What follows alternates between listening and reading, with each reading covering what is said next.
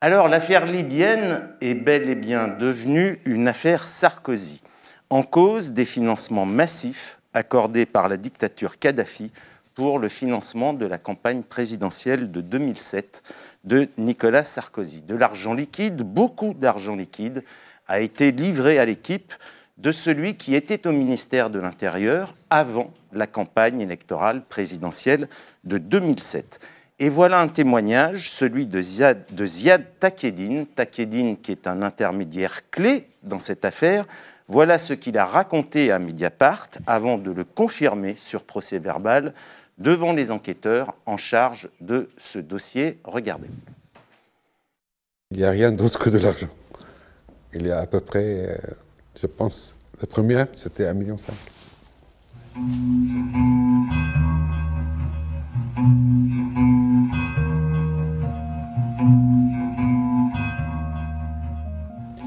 Mais cette fois-ci, je suis amené directement en haut. Au premier étage, il y a un appartement. Est-ce que vous rencontrez M. Sarkozy? Oui. En personne? Oui.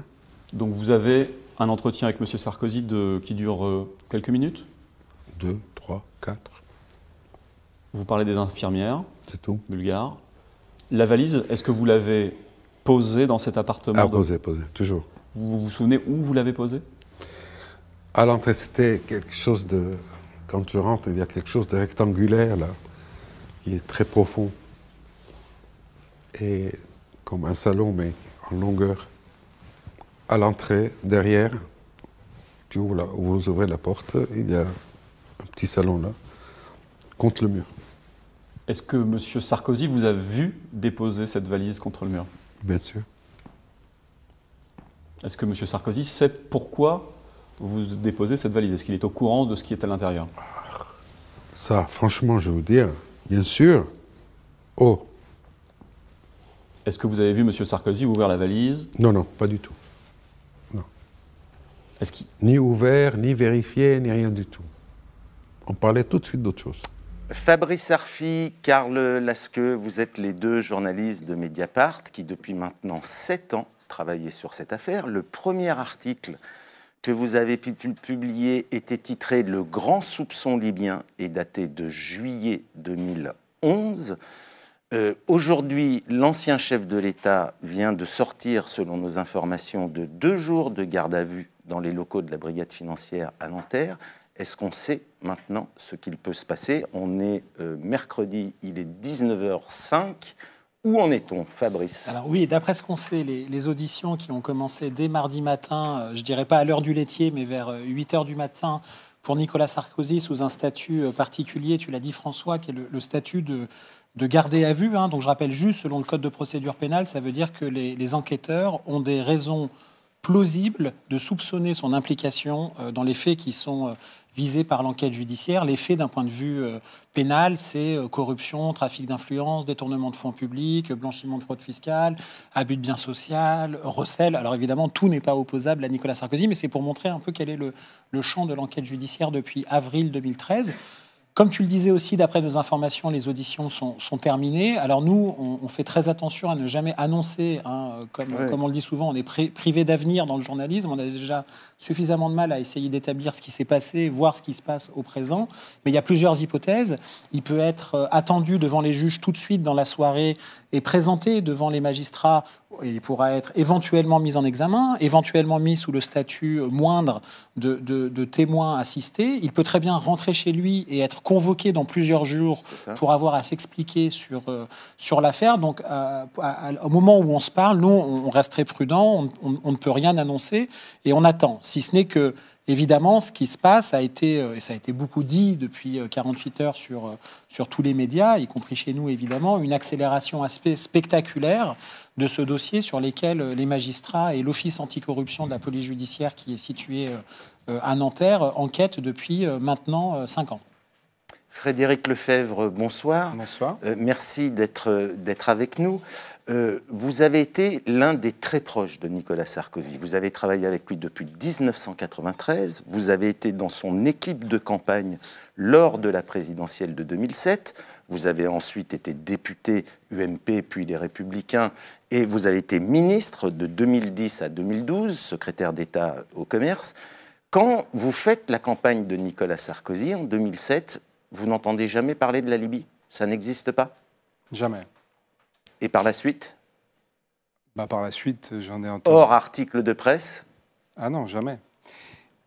Vous savez, j'ai sorti un livre. On va en parler, bien sûr. Mais qui est important parce que il explique, d'abord, c'est une campagne, vous savez, qui a été une campagne assez particulière, puisque vous vous souvenez qu'il y a un film, d'ailleurs, qui a été fait qui s'appelle La Conquête, que c'est sans doute le moment le plus rêvé par Nicolas Sarkozy, celui de devenir président de la République, que nous-mêmes, dans son sillage, on était surnommé la firme, un certain nombre par vous tous, par les journalistes. Et vous-même étiez surnommé. Non, pas vous, mais. Et vous-même étiez surnommé. C'était un moyen de montrer votre proximité avec Nicolas Sarkozy. Était surnommé de ce qualificatif peu aimable, mais c'était le qualificatif employé, le pitbull de Sarkozy. Tellement vous montiez en défense pour votre ministre qui allait devenir président. Voilà, on va dire ça. À mon avis, en termes de timing, c'est pas tout à fait les bons moments, mais c'est pas grave. En tout cas, on était une équipe très soudée. Et à ce moment, vous vous en souvenez tous, interviennent des problèmes dans la vie privée de Nicolas Sarkozy. Son épouse s'en va, son épouse revient. Et cette campagne a été finalement un moment de joie, évidemment, mais de douleur partagée pour lui, mais pour nous. Et notamment avec des choses que j'ai vécues très douloureusement à l'époque, qui étaient d'avoir été purement et simplement écarté, en réalité, de la campagne. Donc je raconte ça. Quand Cécilia revient et impose à Nicolas Sarkozy de se débarrasser de la firme, justement. De la firme. Et donc, moi, je n'assiste pas aux réunions de direction de la campagne. Et je raconte dans le livre que c'est même assez surréaliste parce que les gens me voient sur les images accompagner Nicolas Sarkozy dans les meetings, mais que quand on est dans la loge, on n'échange pas un mot. Il ne veut pas me parler. Je dis dans le livre peut-être qu'il n'a pas le droit de me parler. En tout cas, ça montre dans quel état d'esprit nous sommes à ce moment-là. Et moi, évidemment, j'ai tellement consacré de temps à cet objectif que je veux malgré tout aller jusqu'au bout de cette aventure. Et ensuite, vous l'avez dit, moi je ne vais pas à l'Élysée, je deviens député, je raconte dans quelles conditions, et je ne parle pas à Nicolas Sarkozy pendant très longtemps. Et je prends ma liberté, je vote des amendements qui déplaisent au président de la République, à son gouvernement, notamment un qui a fait 2 fois Alors, la une. on va y revenir là-dessus, voilà. Frédéric. Et donc, il y a un petit épisode sur lequel... bien que du coup, je suis incapable d'infirmer ou de confirmer vos accusations en réalité.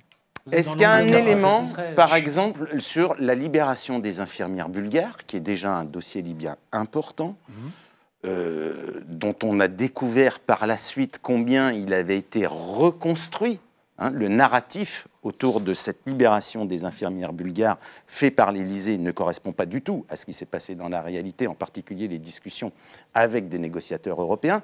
Là, vous n'avez pas une alerte au moment de cette libération des infirmières bulgares et de la fête donc officiellement ramenée en France par Cécilia Sarkozy et faite dans des conditions pour le moins étranges. Non, vous n'avez pas plus d'alerte que ça. Ça va vous paraître peut-être curieux, peut-être il y a de la naïveté, peut-être, mais il faut bien comprendre une chose, c'est que je vois parfaitement, et je suis parfaitement en mesure de voir que cette opération de libération des infirmières est une opération qui, en même temps, a une importance exceptionnelle pour Nicolas Sarkozy, qui a besoin de confier à sa femme une mission de la plus haute importance, et donc on voit bien que sont mêlés un certain nombre de choses, bien sûr.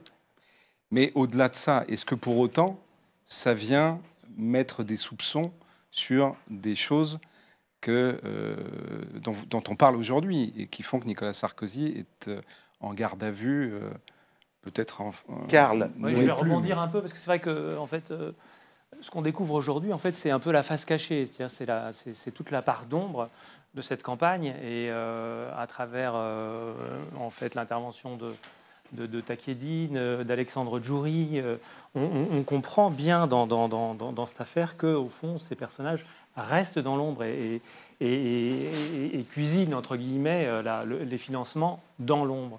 Et ce qui transparaît dans l'enquête, c'est bon. Ce qui affleure, c'est par exemple le fait que il y a eu beaucoup de cash, il y a des personnes qui ont touché des primes en liquide. Bon, ça c'est ce qui affleure, mais c'est vrai que au fond, l'intervention de ces intermédiaires reste très confidentielle, reste réservée au premier cercle, je dirais. Donc Brice Hortefeux, Claude Guéant sont en contact direct avec Takedine pour ce qui est de Guéant et Alexandre Djouri pour ce qui est de Guéant également.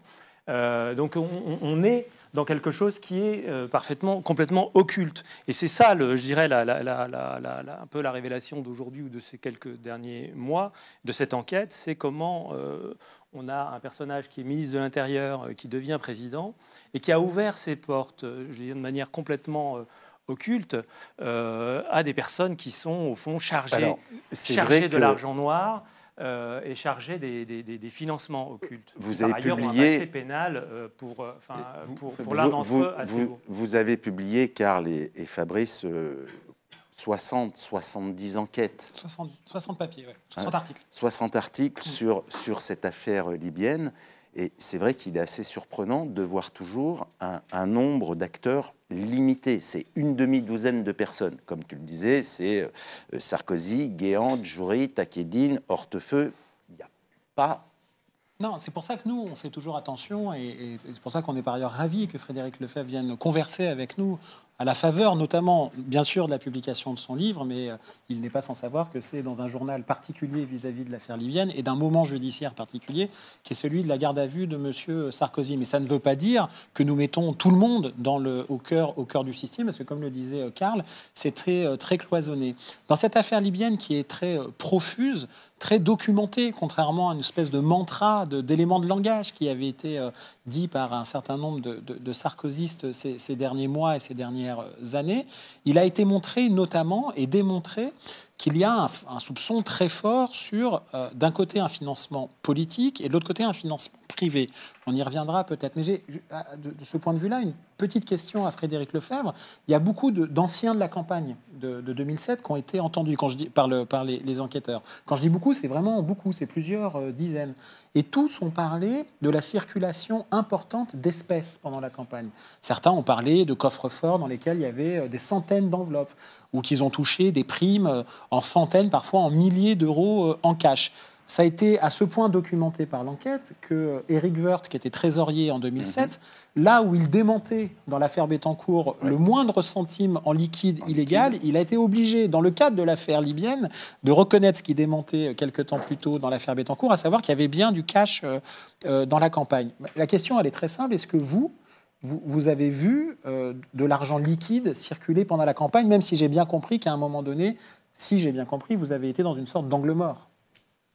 Alors, plusieurs choses. D'abord, je voudrais rappeler quelque chose, c'est que, et vous le savez bien, et vous prenez des précautions, mais en même temps, vos accusations sont étayées et sont des affirmations qu'aujourd'hui, la justice est saisie, qu'il y a une garde à vue qui se termine, que les magistrats vont prendre un certain nombre de décisions, que même si Nicolas Sarkozy était mis en examen, il y a ensuite la présomption d'innocence. Bien sûr. Et comme je vous l'ai dit, je n'ai aucun moyen ni d'infirmer ni de confirmer. Donc je veux bien être très clair là-dessus. Je ne suis absolument pas parmi vous pour venir confirmer ce que vous dites ou pas. Je n'ai pas d'information. Je vais répondre précisément à ce que vous dites.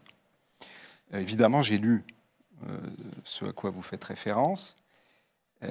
Moi, je n'ai absolument rien vu, mais là encore, vous qui avez lu mon livre, vous avez parfaitement compris, et je raconte d'ailleurs cette scène en me moquant un peu de moi-même et un peu sur le ton humoristique, en pastichant Alexandre Dumas, avec le cardinal Guéant et les mousquetaires, une scène où Claude Guéant, qui a été choisi par Nicolas Sarkozy pour être directeur de campagne, décide de convoquer à Beauvau mes collaborateurs à l'UMP, sans m'inviter.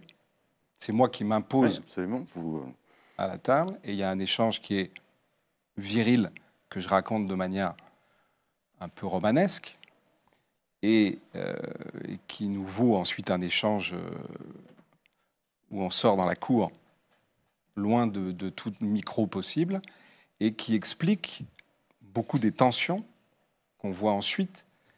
Donc, vous imaginez bien que la manière dont on m'écarte en réalité de la campagne, et dont, puisque moi je mets quasiment pas les pieds au QG de campagne, j'y vais de temps en temps. En réalité, je raconte dans le livre, ce qui montrait d'ailleurs l'ambiance que personne n'imaginait dans la campagne. Il y avait Rachida Dati à l'époque et Xavier Bertrand qui étaient porte-parole. Donc j'ai été invité par les collaborateurs des deux à préparer ces points presse pour les mettre d'accord, parce que c'est ce que je faisais auparavant à l'UMP. Sinon, je n'ai jamais mis les pieds au QG. Et ensuite, vous le savez très bien, je n'ai pas été invité alors le soir de la victoire. Moi, j'étais à la Concorde, parce que moi, j'ai toujours été les mains dans le cambouis pendant cette campagne. Mais ce qui a été très douloureux et que je raconte, c'est que je n'ai pas été invité à la passation de pouvoir. Ah oui. Donc, à l'Élysée. À l'Élysée. Donc, les gens ne peuvent pas imaginer ça, évidemment, parce que tout le monde, vous l'avez rappelé, Pitbull.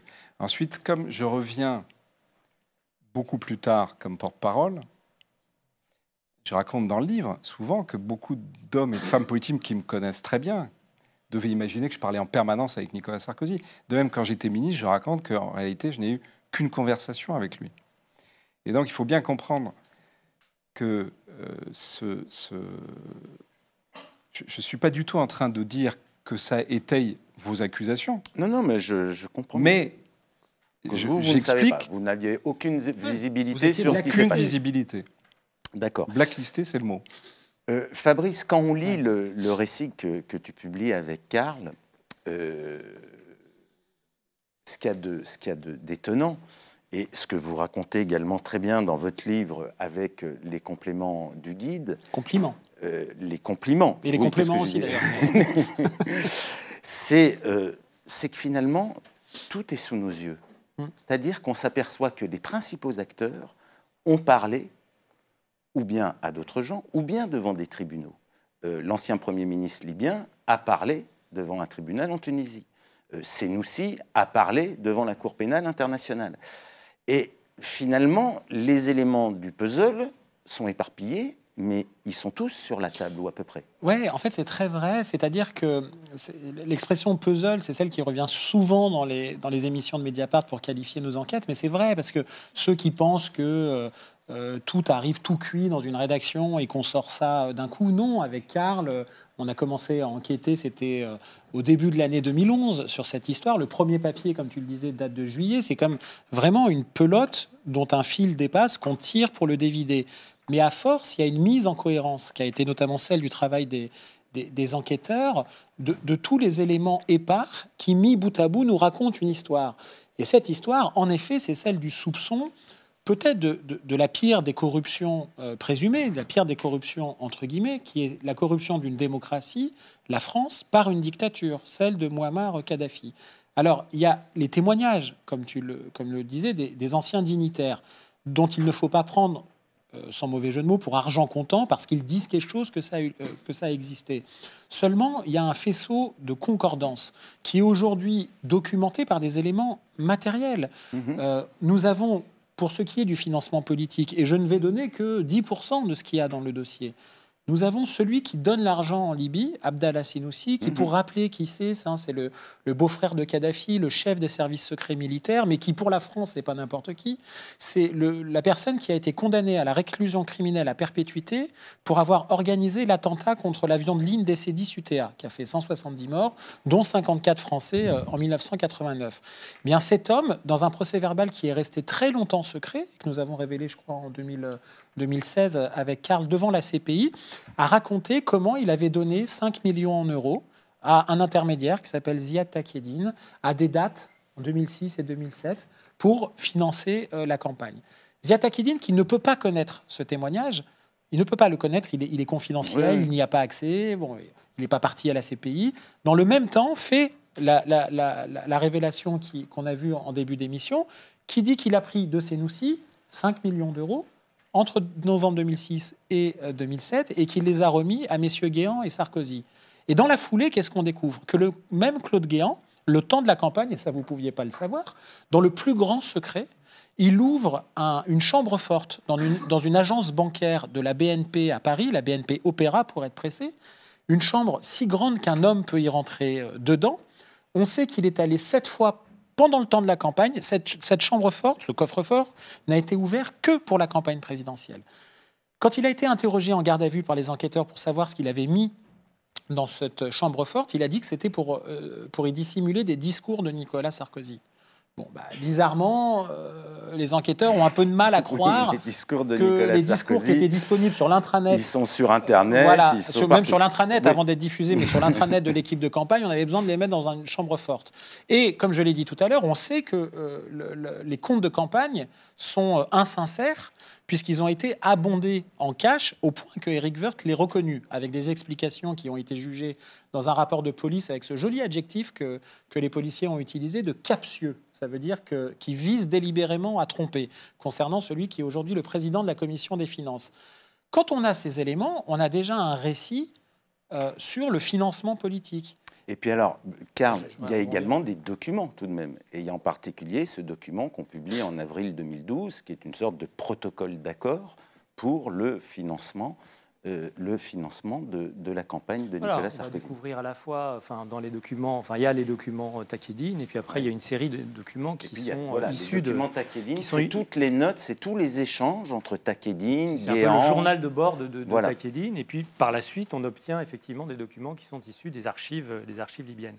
Ça me fait, comment dirais-je, penser, disons, au fond, à l'essentiel de cette révélation même d'aujourd'hui. C'est-à-dire qu'on bascule là vraiment avec l'audition de l'ancien président dans un niveau d'affaires d'État qu'on n'a, je pense, encore jamais connu.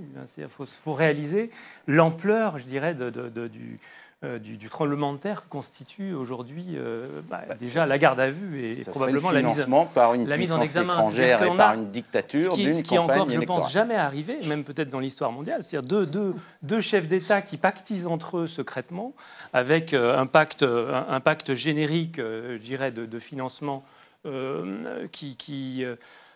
dont, comment dirais-je, Mouammar Kadhafi était relativement coutumier, parce que Kadhafi était un financeur de mouvements politiques africains, latino-américains, de mouvements de libération nationaux, etc. Il y avait une tradition de versement d'argent dans beaucoup de pays. Et donc, quand la rencontre se fait avec Nicolas Sarkozy, et qu'il y a une demande, selon Kadhafi, d'un financement, là, il y a deux mondes qui se rencontrent. Il y a le pays, effectivement, du tiers-monde qui est prêt à corrompre, entre guillemets, l'État occidental. Et de l'autre côté, la personnalité, le clan politique, qui va en quelque sorte quand même plonger dans une compromission terrible, qui va, on en parlera peut-être, je pense qu'il faut quand même en parler, mais une compromission qui conduira quand même après à un conflit militaire armé pour le moins précipité et suspect dans ses fondements. Frédéric Lefebvre, 2007, scandale libyen, 2012, scandale Big Malion. Est-ce que la droite peut se remettre de telles affaires si elles arrivent jusqu'au jugement? Et avec Fillon. Les précautions, et 2017 Fillon. Alors, avant de répondre à votre question, je voudrais juste faire une remarque. C'est que vous analysez la guerre comme une conséquence de tout ça. Ça, c'est si les juges... Non, mais... C'est plus compliqué. Enfin, allez-y. On dira après. Conséquence ou pas, mais... La fin du feuilleton, disons, en tout cas... Attendons de voir ce que les magistrats vont dire. Absolument. Parce que vous pouvez avoir aussi une lecture totalement inverse. Et je pense que, vous savez, nous, on a vécu, aux côtés de Nicolas Sarkozy, le complot Clearstream, qui le visait, qui était une manipulation. Et donc, évidemment, quand on a vu arriver ces accusations sur la Libye et par réflexe, on a imaginé immédiatement que c'était du même acabit. Donc, il y avait un traumatisme de Clearstream.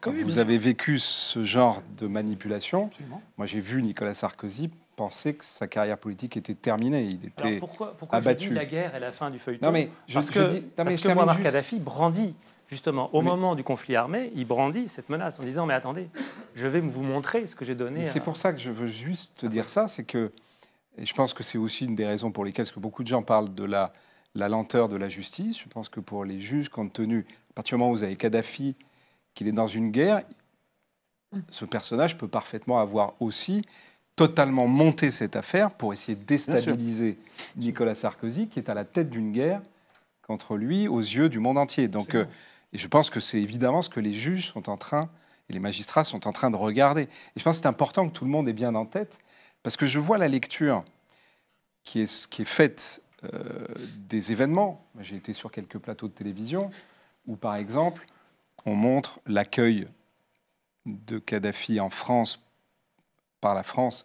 On oublie de dire que, par exemple, Assad a été reçu aussi. Ce qui a été reçu, pas absolument, glorieux le 14 juillet. Mais, et à l'époque, c'est une stratégie qui est de dire on ramène des gens autour de la table qui sont des gens pas fréquentables, mais comme dans le passé, avant Nicolas Sarkozy, il y a pu avoir avec Arafat. C'est le fameux projet d'Union pour la Méditerranée. Là, c'est l'Union pour la Méditerranée, mais comme il y a eu cette logique de ramener Arafat autour de la table, qui n'était pas fréquentable puisque c'était un terroriste, mais qui... Voilà. Donc ça, je voulais juste dire ça parce que c'est important en fonction de ce que décideront... N'oublions pas, que les juges ont déjà depuis 2 ans, 3 ans, identifié l'origine de l'argent qui est parvenu à Claude Guéant, le directeur de campagne de Sarkozy. Voilà, ce qui est important. Et que cette origine est libyenne. Enfin, c'est-à-dire que Claude Guéant, le directeur de campagne, a reçu des fonds, 500 000 € provenant des caisses du régime libyen.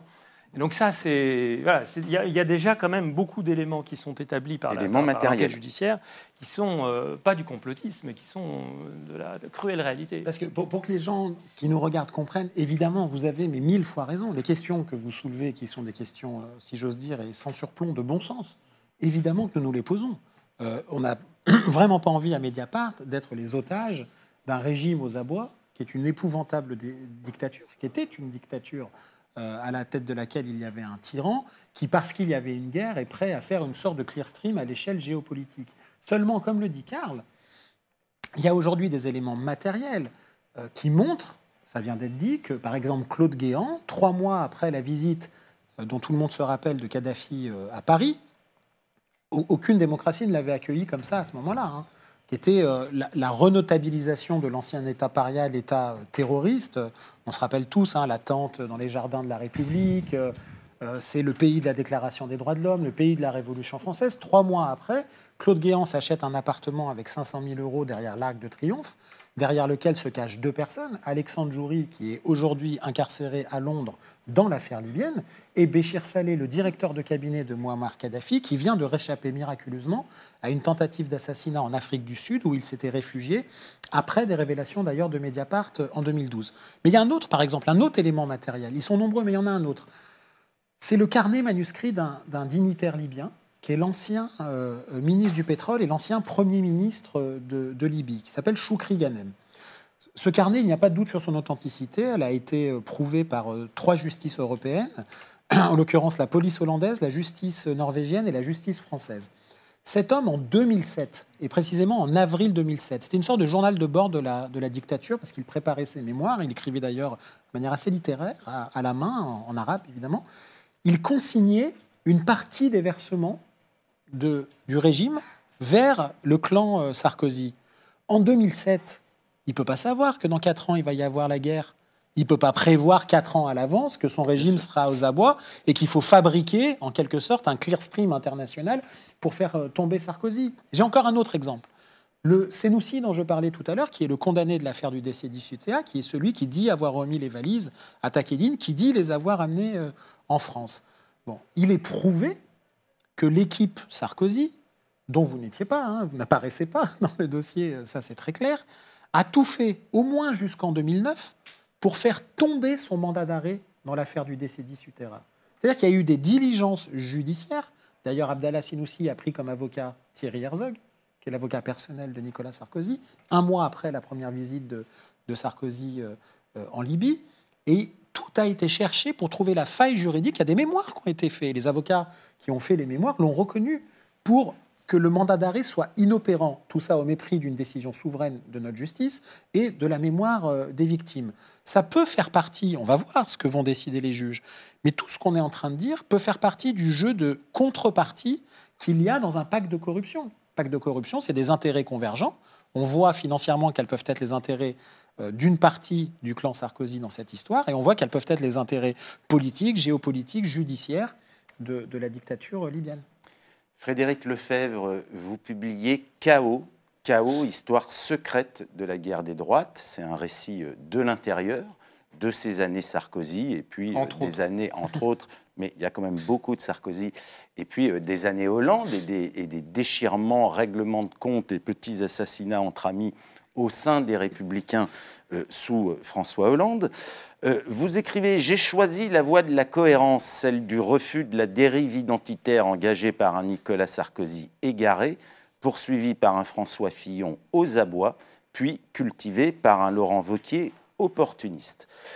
Laurent Wauquiez préside aujourd'hui les Républicains, un parti que vous avez quitté pour constituer, avec quelques parlementaires de droite, une formation politique qui s'appelle Agir. Agir en liaison avec l'ancienne UDI de Jean-Christophe Lagarde et qui soutient la plupart des réformes d'Emmanuel Macron. Comment tourner la page Sarkozy aujourd'hui quand Sarkozy a plus que soutenu, a promu la candidature de Laurent Wauquiez à la tête des Républicains, quand la plupart des grandes fédérations des Républicains sont encore sarkozystes, et quand, on l'a vu avec l'élection de Wauquiez, le noyau dur des militants de droite aujourd'hui reste absolument sarkozyste. On a décrit un peu son tour de piste politique ces derniers 10 jours avant qu'il soit mis en garde à vue, et il est toujours le parrain incontesté de la droite. Comment tourner la page Sarkozy?